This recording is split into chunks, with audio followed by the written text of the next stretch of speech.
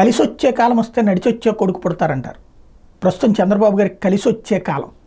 అందులో భాగంగానే ఇప్పుడు సుప్రీంకోర్టు తాజాగా ఇచ్చినటువంటి తీర్పు 2005 సంవత్సరం నుండి తీసుకురాబడినటువంటి చట్టం గనులు ఖనిజాలు అన్నటువంటిది కేంద్ర ప్రభుత్వ పర్యవేక్షణ పెట్టి రాయల్టీ వసూలు చేస్తున్నటువంటి వ్యవహారం మీదన తీర్పిస్తూ అవన్నిటి మొన్ననే ఆ చట్టాన్ని కొట్టివేయడంతో పాటు ఆ డబ్బులు 2005 నుంచి వసూలు చేసిన డబ్బులు తిరిగి ఇచ్చేయాలి అని ఇచ్చినటువంటి తీర్పు చాలా సంచలనాత్మకమైనటువంటి అంశం.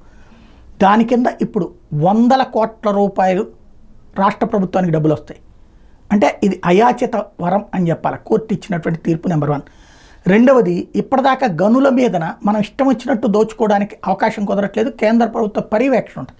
ఈ కేంద్ర ప్రభుత్వ పర్యవేక్షణ సుప్రీంకోర్టు తోసిపుచ్చింది కాబట్టి ఇప్పటికే రాజకీయ నాయకులు ఇంతకుముందు తెలుగుదేశం వాళ్ళు ఉన్నప్పుడు తెలుగుదేశం వాళ్ళు, వైసీపీ వాళ్ళు ఉన్నప్పుడు వైసీపీ వాళ్ళు, వాళ్ళ చేతుల్లోనే ఉన్నాయి గనులన్నీ కూడా. ఇంకోటి, ఒక గని దగ్గర నుంచి విచిత్రమైన పరిస్థితి ఎట్లా ఉంటుందంటే, ఓ పాలరాయో మనం కొనుక్కుంటే కనుక, ఓ నాపరాయో పాలరాయో లేకపోతే ఆ రంగురాయో ఏమైనా కొనుక్కుంటే మనకి ఒక రాయి వచ్చేటప్పటికి ఒక 1000 రూపాయలు పడితే వాళ్ళకు ఒక లారీ మొత్తానికి కలిపి వచ్చేటటువంటి డబ్బులు 5000 10,000కి మించి ఉండదు. ఇది ప్రభుత్వానికి అధికారిక రాయాలి.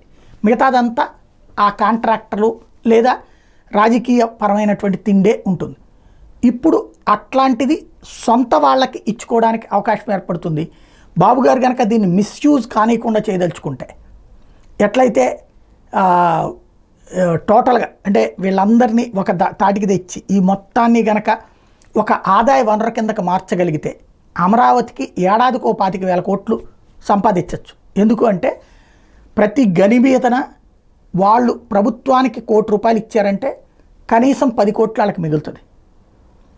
అదే గనక ఈ గనులన్నీ జాతీయీకరణ చేసి మొత్తం ప్రభుత్వం చేతిలో పెట్టి ఎవడు కావాలంటే ఆడు దవ్వుకోండి, తీసుకెళ్లేటటువంటి తవ్వే వాళ్ళని మనమే పెట్టి తీసుకెళ్లే ప్రతి లారీకి ఇంత అని చెప్పి డబ్బులు కట్టించుకుంటే బయట మార్కెట్లో ₹1 కోటి ₹1,00,000 ఉంది, మనం 60,000కి ఇద్దాం. తద్వారా మనకి ఇంతకుముందు వచ్చేటటువంటి 10,000 కంటే 50,000 ఎక్స్ట్రా మిగిలినట్టేగా. అద్భుతమైనటువంటి ఆదాయ వనరు అవుతుంది. బాబు గారు ఆలోచించాల్సి ఉంది.